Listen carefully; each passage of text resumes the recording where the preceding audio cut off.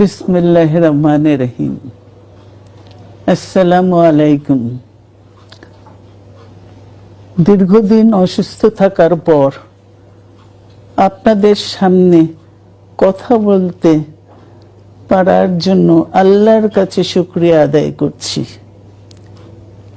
আমার কারাবন্দী অবস্থায় আপনারা আমার কারামুক্তি ও রোগ মুক্তির জন্য সংগ্রাম করেছেন, দোয়া করেছেন, সেজন্য আমি আপনাদের সকলকে ধন্যবাদ জানাচ্ছি। দীর্ঘ আন্দোলন সংগ্রাম ও ত্যাগের মধ্য দিয়ে আমরা ফ্যাসিবাদী অবৈধ সরকারের কাছ থেকে মুক্তি পেয়েছি।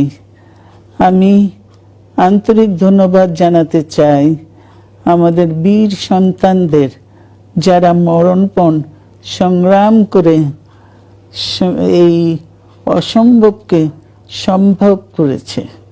শত শত শহীদদের জানাই শ্রদ্ধা। এ বিজয় আমাদের নতুন সম্ভাবনা নিয়ে এসেছে।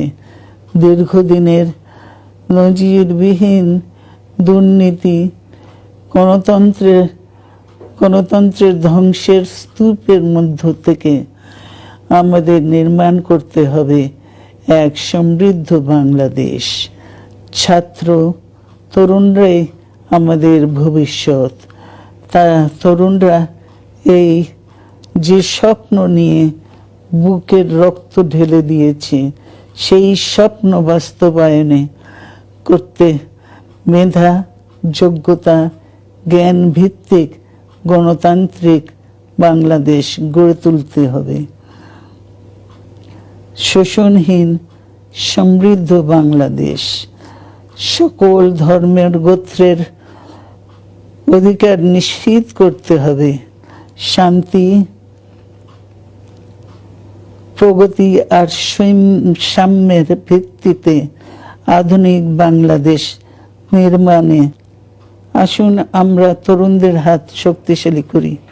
ধ্বংস নয়, প্রতিশোধ নয়, প্রতিহিংসা নয়, ভালোবাসা, শান্তি ও জ্ঞান ভিত্তিক সমাজ গড়ে তুলি। আল্লাহ হাফেজ। বাংলাদেশ জিন্দাবাদ।